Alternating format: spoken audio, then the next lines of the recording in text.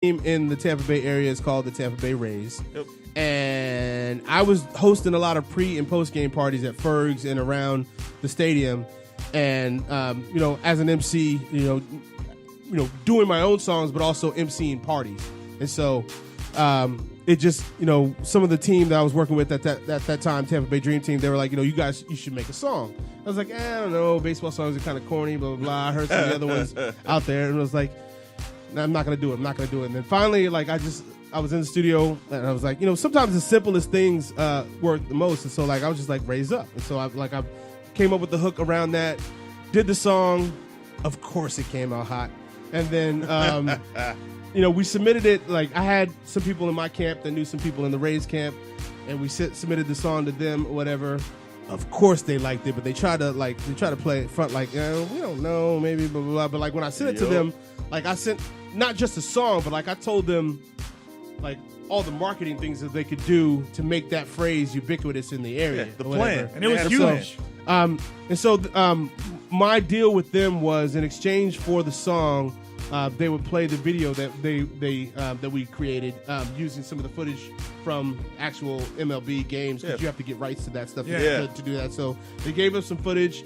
We created a video, and then they would play that video on the Jumbotron in the stadium for a year.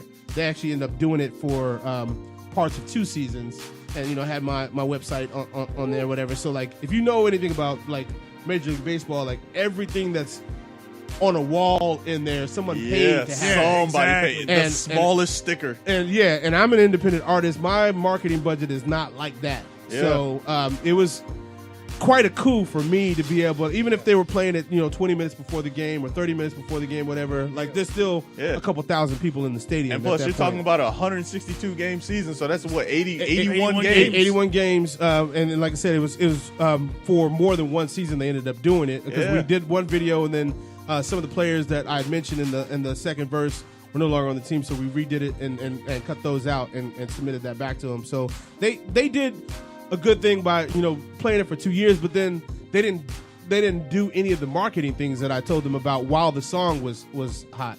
And then once there's a shelf life on that kind of song too. So they played it for 2 seasons, and then after they stopped playing the song, that's when they came out with Raise Up Everywhere. Wow. And they're I'm not trying to sound bitter, because they did do what I asked them to, but they didn't do everything that they could have, and they didn't try to help me at all as far as pushing the song. And they were like, get your download money, blah blah blah, whatever you want to do. But they weren't mentioning the song. It was on the in the video, but beyond that, they didn't help me push it at all. And they wouldn't even let us put posters up saying, hey, download the song with the QR code or whatever, to bring them right to the iTunes page. None of that. Yeah. Baseball's not really hip hop friendly. No, well, they're not anti, but they're just not in the business of. They're in the business of selling tickets to baseball games. Yeah. They're not in the business of pushing music. My issue was when they decided to start using the Raise Up phrase from a marketing standpoint.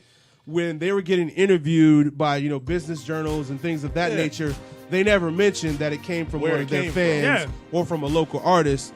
They said their savvy marketing team. Was what one of the articles saying. I'm like, well, I'm not getting any of those savvy marketing team checks. Right? Exactly. So, and I understood, you can copyright the phrase, blah, blah, blah. I'm not trying to be that dude. I know that sounds naive, and some people are going to listen you're dumb. You should have done that, whatever. I'm like, you run your career, I run mine. It's an experience, man. Not everybody can say that they've done that. I can't. Well, it's not, but I mean, I'm a musician, and I'm in the music business, so I do want to do good business.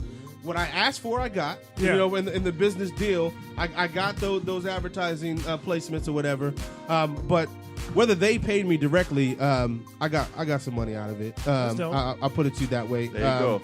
There were numerous opportunities in and around the city that happened based off of the fame that I got. Yeah, because you performed at the minor league team, didn't you? That was a completely separate deal. Actually, I got the minor league thing off of the DMX show. They saw my set at the DMX show, and shout out to Jay Warren with the Threshers. He saw that show, where I actually read some of the reviews about that show, and when they were putting together old school hip hop show, they're like, "Oh, let me reach out to this cat because He's got bars. Bars.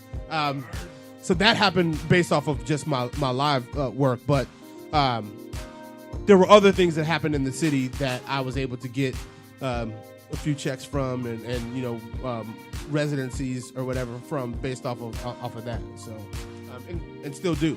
So All right. if you hustle, you can get paid one way or the other. That's facts. My second question was information on a new album. I know you were talking about you were working on something with Mr. J. Any tentative release dates? Any singles coming off of that? Well, there's a few things I'm actually working with Mr. J. Like when I went over there, like I listened to, I kid you not, like more than 2,000 beats. Like that fool, he's a machine. Like, and there's some of them were snippets, but like the producers out there know, like when you're out there just cooking, like he's flipping samples and doing stuff, and I'm just listening to that crack. I'm like, woo! I'm gonna need that one. I'm gonna need that one. Nice. I'm gonna need that one. So like I had a whole list of like, I think it was like 116, 118 songs of beats that I was like, yeah, I'm gonna need those. Let me get that. Whatever. So like he's slowly shoveling those my way. The first thing that's gonna come out is this a mixtape that he's putting out called the Compilation, and Kumpel in German means like companion, and so like he taught me that when I was there. I was like, oh, you should do a mixtape called the Compilation. And it's like all people from like that and like your homies or whatever. So that's coming out soon. I got a solo. Gino Lexus. I got a solo track on that and a couple guest verses on some other things. Nice. On that, so that's coming out soon.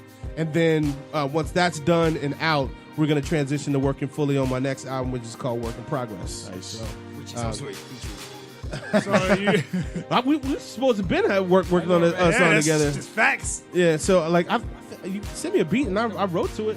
I never heard back about that joint. Sounds like something I heard. Gino be doing those side projects you never finished. That's my man. Man, look here. No. Look here. Gino got family. Gino got family. Look He around got you. man. Gino got Look fam, around dude. you. Gino's been building. Yeah, You we know got what I'm it. saying? That's I it. feel you. Gino's been- I feel you. If people pay attention, and Gino put it- produced. And I understand now, like having you a have a small family? child and like Yo. trying to Exactly. Yeah. like creativity is something that doesn't just happen on a schedule. No. And so like No. when I have time to go in the studio and I'm ready to do it, like it's not always my most creative moment. Nah, bro. And then my most creative moments, that's when my little man wants to play, and I'm like, I'm not about to Exactly. like walk away from this cute little face. Not Exactly. happening. They So- only that young. That's why any artist out there who, if y'all still waiting on Gino, hey, look, I'm in the same camp with Gino. You know what I'm saying? You know what I'm I saying? mean, I'm not making excuses. I'm So still wait, he doing got work. Officer I mean, Zion first. I've got Yeah. like 5 or 6 songs already in the can for the album. I'm working, but I'm just saying it's not like in 07, I released 3 projects in the same year. Yeah. It was just dumbing out, like just camping in the studio and like It'd be like that. whatever. But like, it's gonna take a little bit longer, but it's gonna be. I mean, the But you formulas are want that. updated or whatever, and like I got more things to say now. Like it's been exactly. it's been a couple years since my last album, so It's funny you said that because like that was one of the things I wanted to touch on before because since we mentioned music, I got some questions. But while we were on the music level, that was one of my main things because it's like for as long as I've known you, as like in the business aspect, we've been performing our songs for a while. yeah. And it's like, it's funny because we know how long we've been doing it, but it's like, it's now people are like, yo, this song is dope, blah, blah. I'm like, really? I got other stuff too, but okay. But it's like, they want you to play new music, but it's like, yo, the whole world still haven't heard everything. stuff. Absolutely. You know what I mean? Absolutely. So it's like, I mean, I hear you. I know you're used to me rapping this song right here, but there's still a whole billions of other people that haven't heard this. And I get requests to perform live songs that are from my debut album. So it's depending Which on the is kind of awesome. music that you make, like if it's not like spur of the moment or Johnny Fly by Night or whatever it is, like Yeah. if you're talking about things that have themes that are timeless, then you can still rock Forever. those. So truth. And every new audit, if you actually travel and don't just perform in front of the same crowds all the time. These new crowds have never heard these songs before, so Exactly. it's new. Like when we were, that's one of the reasons why we were doing shows in Sarasota. That was Yes. a city that I hadn't gone to yet. So I was like, let me give them that work. And I've been running back and forth to Atlanta and running to Tennessee and doing things like that. Like you got to get on the road. Definitely. I love Tampa Bay, but like And keep you fresh, man. Yeah. And just seeing the faces, because I didn't know it at the time. My main thing from when we first started was like going to St. Pete from Tampa was a big deal for me.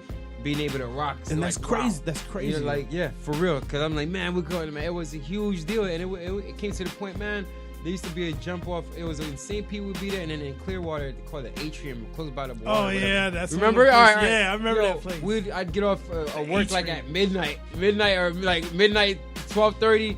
We drive across the bridge just to get on some hip hop. Just we want something. Yeah. But it seemed like wherever we could find it, that's where we're gonna go. We're gonna rock whatever song we got, and that's what it is. Now, you can go everywhere. Yeah. All over the Facebook. There's somewhere you can rock around, the Bay Area. Yep. But coming where we came from, there wasn't like, oh, we're gonna post this online and everyone's gonna know where we at. It was like whoever was there really was dedicated. You couldn't really tell, like, if whoever was there, they really went out their way to save their money, put that money in the gas tank, and come out with a whole crew of people. And it seemed like even though we had less technology, we had more support. It seemed there was more love. And when you sat down and had writing sessions, because right now we're not dropping new music because we are that in depth. We do spend life. We really pay attention to that.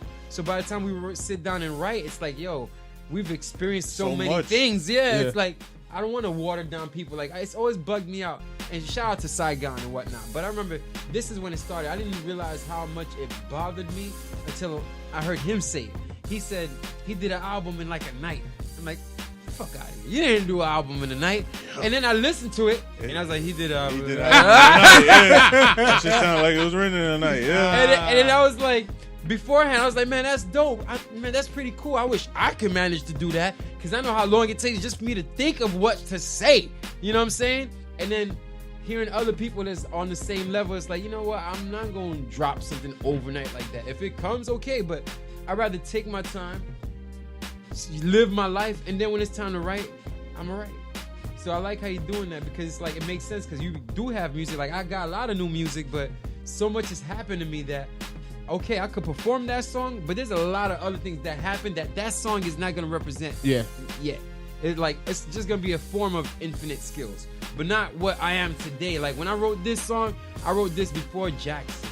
I wrote this before, Dallas. So, so many things going on. Like so, it's like now you get a real, perspective of who is Infinite Skillz. And that's kind of what I want to do with this next album. I'm calling it Work in Progress. I'm going to be talking about some of the stories that are before I was a father, before I graduated, and then at the different stages as I got to where I am now. And so like it's not like an autobiography or anything like that, but like just to give people some of that backstory and just some of the thoughts that I was having in that moment and some of the emotions that I was feeling in that particular moment at that particular stage of my life, all up until now. So and I like that because like right now it would be the time where you could tell what you was feeling because I like how you mentioned that because I didn't know until now how to explain how I was feeling. Like when people say, "What were you thinking when you wrote this song?" or whatnot, like I can tell you, okay,